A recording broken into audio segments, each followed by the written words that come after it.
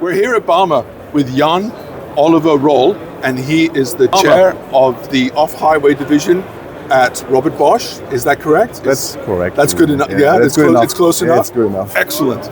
Thank you. Well, thanks very much for joining us here on Power Progress. I've just got a couple of quick questions for you, if I could.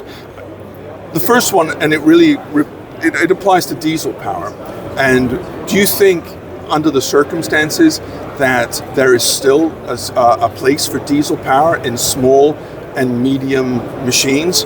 Because a lot of them are being converted, a lot of them are being turned into battery power machines. But what do you think about that? Well, we are here at Bauma, and Bauma is, let's say, all about construction equipment. And if I look at the construction equipment, we see solutions for battery, we see solutions for fuel cell electrified, we also see solutions for hydrogen engine-powered vehicles and systems.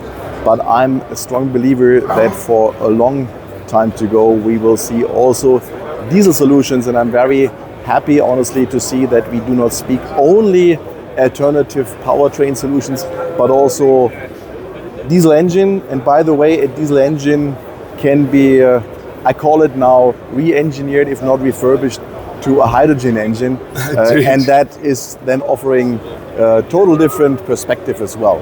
Well, you have here on the stand a hydrogen fuel engine being promoted. I mean, do you think, under the circumstances, that the EU can do more to promote the uptake of alternative fuels such as hydrogen? Yeah. So maybe first a few sentences on this hydrogen engine. Yeah, absolutely. And actually, we are both standing here in front of the model of a hydrogen engine. A hydrogen engine looks pretty much like a diesel, or I call it now a combustion engine. And it looked like a diesel engine. It is performing on a similar level like a diesel engine. And both is, let's say, related to the pure fact that by and large 80% of the components can be reused from a diesel engine or a combustion engine. So we can rely on similar materials, we can rely on similar, hence also life cycle assessments and recycling processes.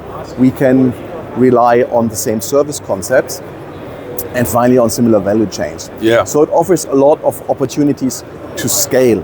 And if we speak innovations, it's always important that we have the opportunity to scale. Now, over and beyond providing targets for the industry from the authorities, it would be beneficial to frame it indeed, as you said, a little, I call it now, more precise, if not reliable. And with regards to alternative fuels, there is still a way to go. Related to the hydrogen engine specifically, I think on the hydrogen side, we need both the infrastructure and we need hydrogen available at affordable costs. Absolutely. Lastly, everybody's talking about tariffs at Bauma here.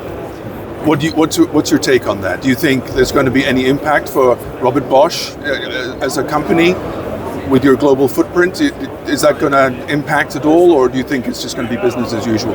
Yeah, maybe before I answer to that question, let me add, if you allow, another thought on the renewable fuels. Yeah, sure, absolutely. I think renewable fuels, they are so far underestimated on the opportunity to have an immediate direct impact on the CO2 footprint reduction of an OEM or a, let's say, owner of an equipment.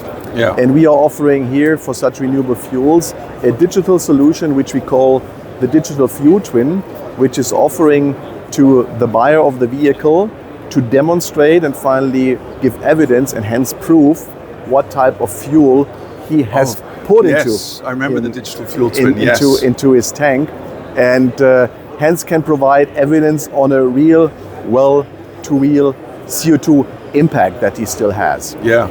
Now on that part of the tariffs, I feel that, let's say, globalization is a benefit for the economy and hence for the world.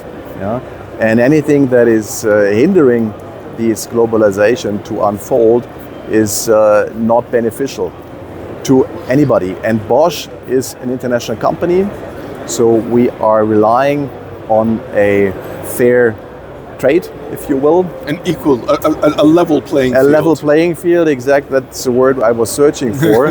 And I think the governments and across the globe, they do well if they sit together, and we rely pretty much that they sit together and find a solution which is viable for everyone. Thank you very much, Jan. Thanks for your opinions. Thank you for your thoughts. I very much appreciate it. Thank you.